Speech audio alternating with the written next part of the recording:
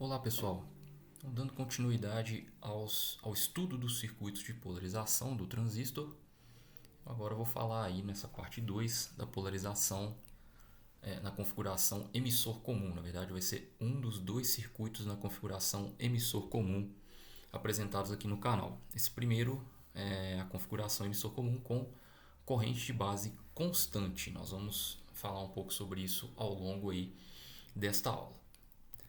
Bom, já falei na aula passada sobre qual seria o fundamento, qual seria a, o objetivo de se polarizar um transistor. Está lá na primeira parte, onde eu falo do circuito em base comum. Então recomendo que vocês assistam essa primeira parte para entender qual é o intuito da polarização de um transistor. Aqui nós já vamos falar sobre o circuito propriamente dito, o circuito de polarização emissor comum com corrente de base constante, que consiste nesse circuito que nós estamos vendo aí na tela. Então nós temos aqui agora somente uma fonte de alimentação para este circuito e esta fonte vai servir para a análise e, consequentemente, para o cálculo das duas resistências presentes aqui, a resistência ligada ao coletor e a resistência ligada à base. Muito bem, para que esse circuito, inclusive, possa funcionar da maneira adequada, eu já até coloquei a condição que a resistência de base tem que ser muito maior do que a resistência de coletor. Justamente pelo fato da corrente de base ser uma corrente muito menor do que a corrente que vai circular aqui no coletor e, consequentemente, no emissor também. Lembrando que as duas, coletor e emissor, né, essas duas correntes, são praticamente iguais. Bom, então vamos começar a análise das malhas desse circuito. Assim como nós fizemos no vídeo anterior, a análise do circuito de polarização pode ser feita analisando-se as malhas desse circuito. Então, primeiro eu vou analisar essa malha aqui do lado direito do circuito. Bom, lembrando que a gente utiliza a lei de Kirchhoff para analisar essas malhas.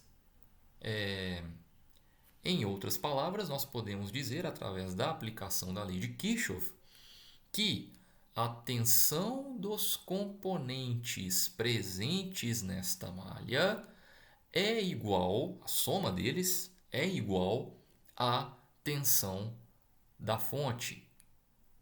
Nesta malha, além da fonte, nós temos aqui a resistência ligada ao coletor, o RC, cuja tensão eu estou chamando de VRC, e também o próprio transistor, mais precisamente os terminais de coletor e emissor deste componente. Então, esses dois componentes, resistência de coletor e o transistor, mais precisamente os terminais de coletor e emissor, cuja tensão é a tensão VCE, que também está sendo colocada aqui, a soma dessas duas tensões, VRC, tensão em cima da resistência, mais VCE, tensão em cima do transistor, nesta malha, vai ser igual à tensão da fonte, que também pertence a esse caminho. Deve pertencer para nós aplicarmos a lei de Kirchhoff. No caso, essa tensão da fonte está sendo chamada de VCC.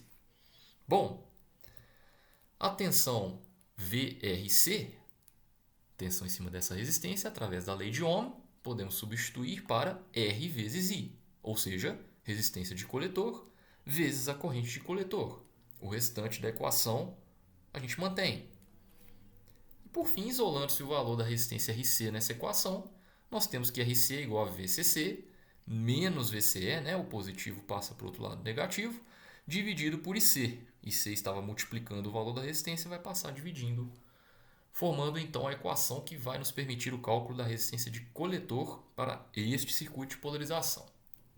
Perfeito? Bom, para o cálculo do RB, nós vamos analisar agora, pessoal, a malha externa desse circuito, ou seja, a malha que envolve a tensão da fonte, a resistência de base, os terminais de base e emissor do transistor, e aí eu completo o meu caminho. Então essa malha externa é que será analisada para o cálculo da resistência de base. Perfeito?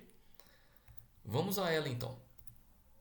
Essa análise, aplicando-se novamente a lei de Kirchhoff, pode ser obtida E com isso a gente obtém a seguinte equação. VCC, que é a tensão da fonte, ela vai ser igual à soma das tensões nos demais componentes pertencentes a esta malha que eu estou analisando.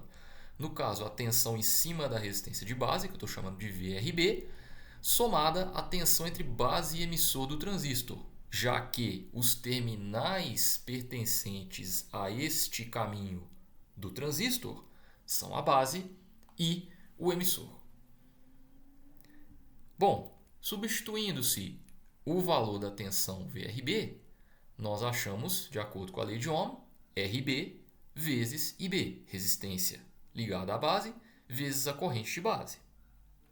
E aqui a gente pode concluir por que o circuito é chamado de circuito de polarização e emissor comum com corrente de base constante. Por que isso, pessoal? Porque a tensão da fonte possui um valor constante. A tensão entre base e emissor vai dar sempre um valor muito próximo ou igual a 0,7, uma vez que na condução o transistor tem a sua junção base-emissor diretamente polarizada. Portanto, esse é um valor também praticamente constante.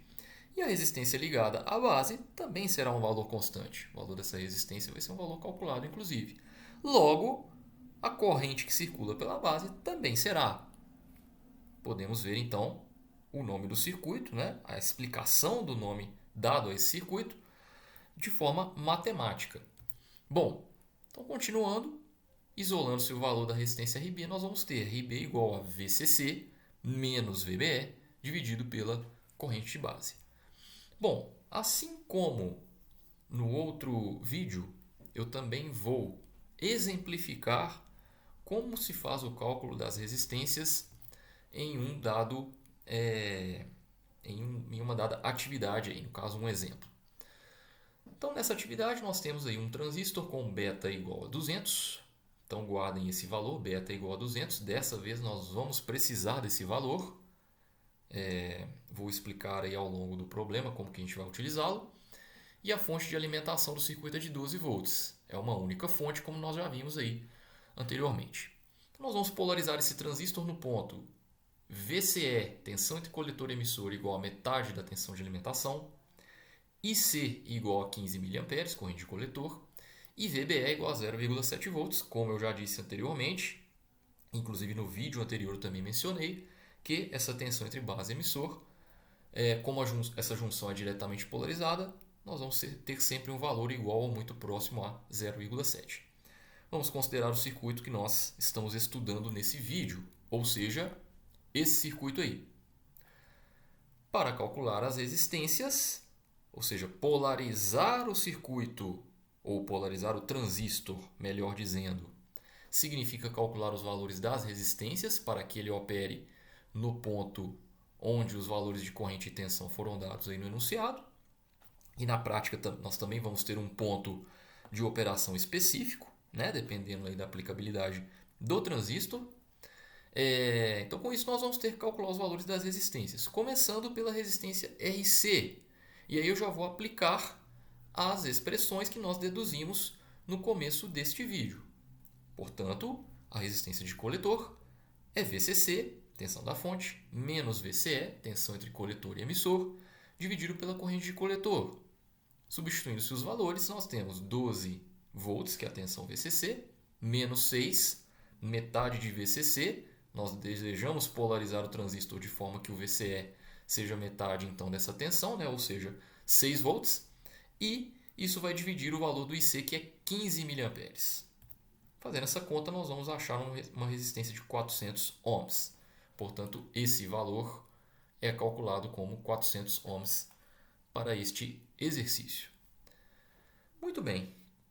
Antes de calcular o valor da outra resistência, a resistência de base, nós devemos achar primeiro o valor da corrente de base necessária para fazer com que a corrente de coletor seja de 15 mA.